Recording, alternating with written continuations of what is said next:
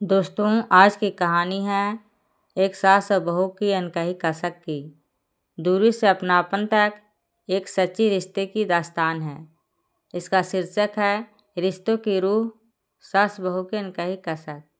जीवन की रूह तभी जगती है जब रिश्तों की कसक दिल तक पहुंच जाए, और सास बहू का रिश्ता ऐसा ही होता है, जिसमें कभी दूरी के धागे होते हैं तो कभी अपनापन की लहरें, लेकिन दोनों मिलकर ही एक संपूर्ण कहानी बनाते हैं। और यही कहानी शुरू होती है उस सुबह से जब आरती पहली बार लाल जोड़े में इस घर की दहलीज पर आई थी, और उसका दिल उम्मीदों और डर के अनजाने संगम से भरा हुआ था। सामने खड़ी थी सरोज देवी, जिनके माथे की सिकन आरती को साफ दिख रही थी, और उसने सोचा कि शायद यह सिकन उसी के आने की वजह से है, जबकि सच्चाई यह थी कि सरोज देवी को अपनी सेहत की चिंता थी, जो किसी से बांटी नहीं थी। इसलिए वह नई बहू को देखकर मुस्कुरा तो रही थी, लेकिन अंदर से घबराई हुई थी कि कहीं वह अपनी जिम्मेदारी सही तरह न निभा पाए।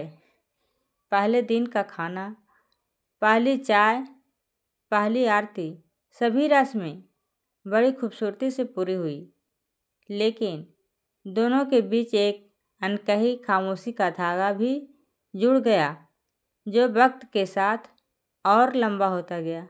आरती हर सुबह जल्दी उठकर काम करती, लेकिन सरोज देवी उसे कहते कहते रुक जाती कि इतनी मेहनत मत करो, और आरती सोचती कि शायद वह उसे पसंद नहीं करती, इसलिए उसे काम नहीं करने देती। जबकि सरोज देवी के मन में यह डर था कि यह नई बहू जो अभी ही घर आई है, कहीं जिम्मेदारियों के बोझ से टूट न जाए। इसलिए वह बार बार उसके हाथ पकड़कर रोक लेती और कहती कि थोड़ा आराम कर लिया करो। पर आरती को लगता कि उसे अपनाया नहीं गया।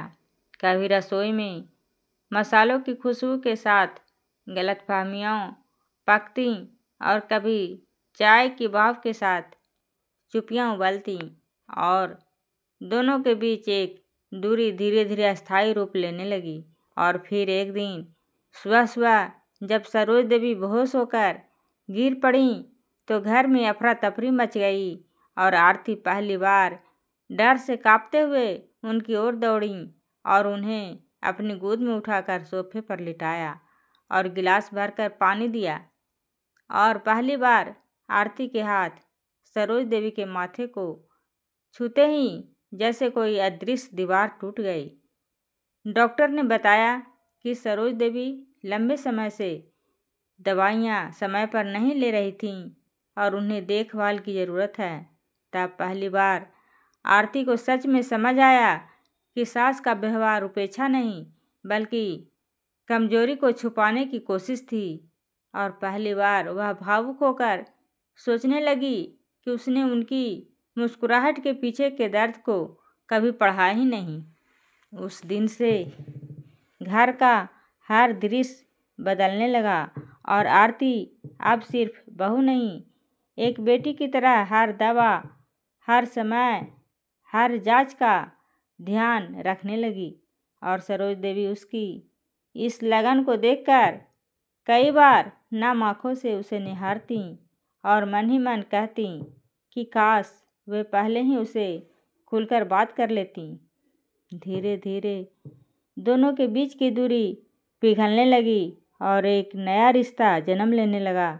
वह रिश्ता जिसमें सम्मान था, अपनापन था, और वह नारीत्व का बंधन था, जो दो औरतों को एक दूसरे की पीड़ा समझने में मदद करता है। कुछ महीनों बाद सरोज देवी की तबीयत काफ़ी सुधर चुकी थी, लेकिन इस दौरान आरती ने घर और नौकरी दोनों को ऐसे संभाला कि पूरे घर में उसका नाम सम्मान से लिया जाने लगा। इन्हीं दिनों घर में एक और घटना हुई जिसने इस रिश्ते को और मजबूत कर दिया।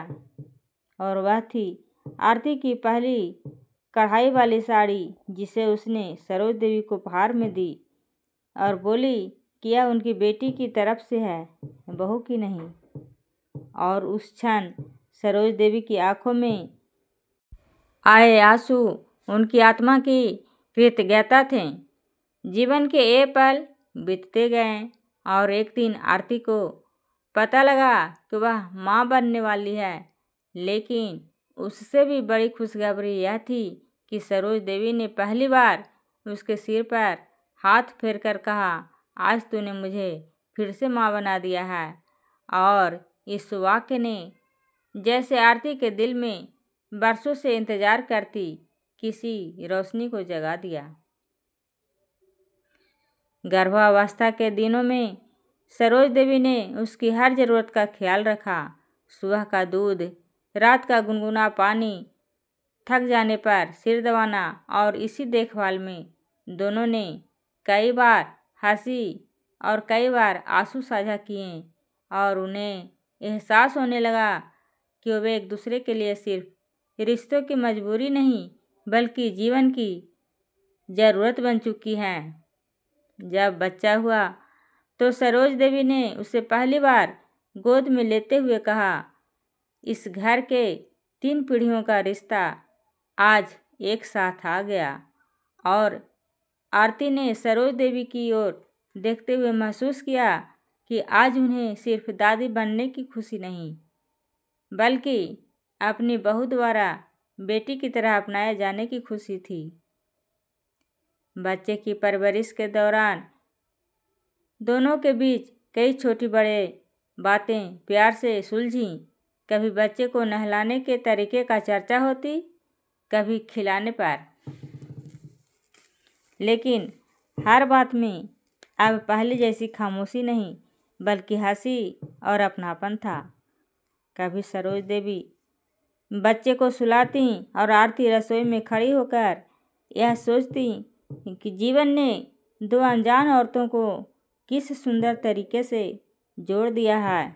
और कभी आरती सरोज देवी को दवाई देती तो सरोज देवी उसकी पीठ पर हाथ फेरकर कहती कि बहू नहीं, तू मेरी जन्मी हुई बेटी से भी बढ़कर है।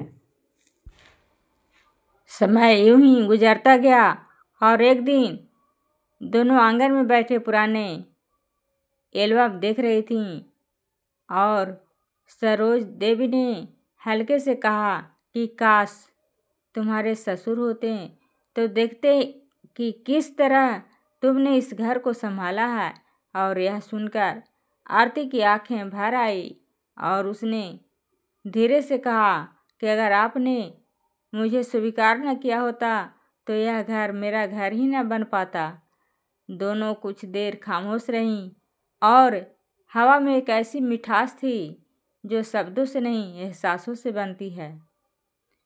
बच्चा बड़ा हुआ और घर में खुशी के रंग गहराते गए और आरती और सरोज देवी के रिश्ते में एक ऐसी मजबूती आ चुकी थी जिसे कोई भी तूफान नहीं तोड़ सकता था।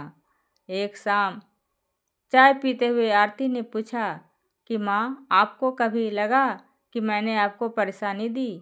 और सरोज देवी ने मुस्कुराते हुए कहा कि परेशानी नहीं बेटी, तूने तो मेरे बुढ़ापे को सहारा दे दिया।